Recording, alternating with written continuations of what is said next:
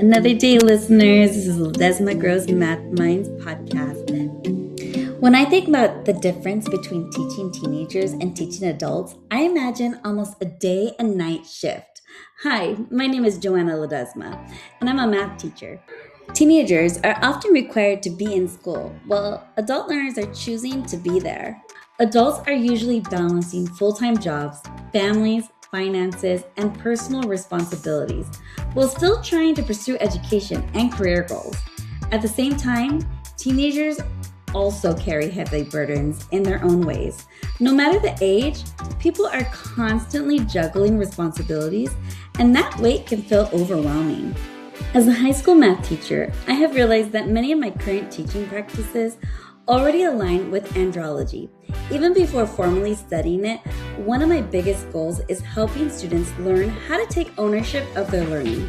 I want them to identify what resources and strategies help them grow academically, while also recognizing the strengths of their people around them.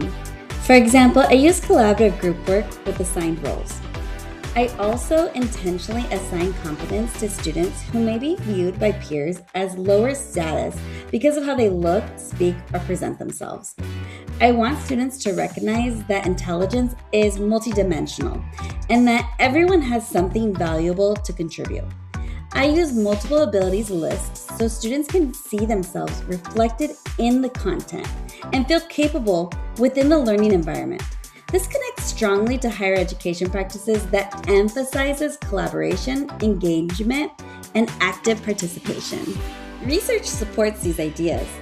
McKinsey's report on higher education technology explains that students and faculty increasingly value interactive and collaborative learning experiences, especially those that build community and engagement rather than passive instruction. Similarly, research on higher impact teaching practices emphasizes that active learning and student engagement improve outcomes in deeper learning and critical thinking in higher education. I also think adult learners need a strong balance between support and higher expectations. Adult learners are often closer to achieving career goals, so relevance matters deeply. Adults want to understand why learning matters and how it connects to their future. At the same time, flexibility and understanding are important because many adult learners are balancing school with work and family responsibilities. Trust me when I say, as an adult learner myself, I relate deeply to these challenges.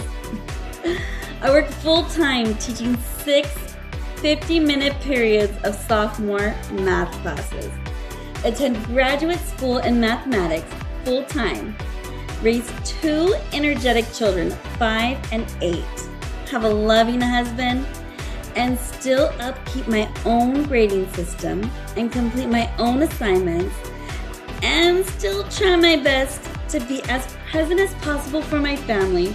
Some instructors have been incredibly understanding and supportive, while others have been much more rigid. Going through these experiences have made me a more empathetic and reflective instructor because I understand firsthand how difficult it can be to balance everything. One area that feels a bit intimidating is teaching older adult learners in higher education, like a small fear one may come in believing they know more than I do, or question my expertise. However, I feel confident in my content knowledge, instructional design, and ability to facilitate meaningful discussions. Honestly, I think adult learners may thrive even more in collaborative environments because many are more motivated and focused than my young students. An area where I would want additional support is online learning. I want to better understand how to build engaging and supportive learning environments so students don't feel isolated in digital spaces.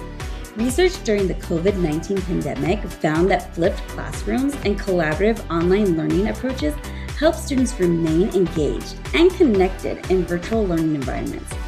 I think this is an area education will continue developing in the future. Overall, andragogy reminds us that adult learners bring experiences, strengths, responsibilities, and goals into the classroom. Effective teaching in higher education is not simply about delivering content, it is about creating environments where learners feel valued, challenged, supported, and empowered to grow. Thank you, and see you next time on Ledesma Grows Math Minds.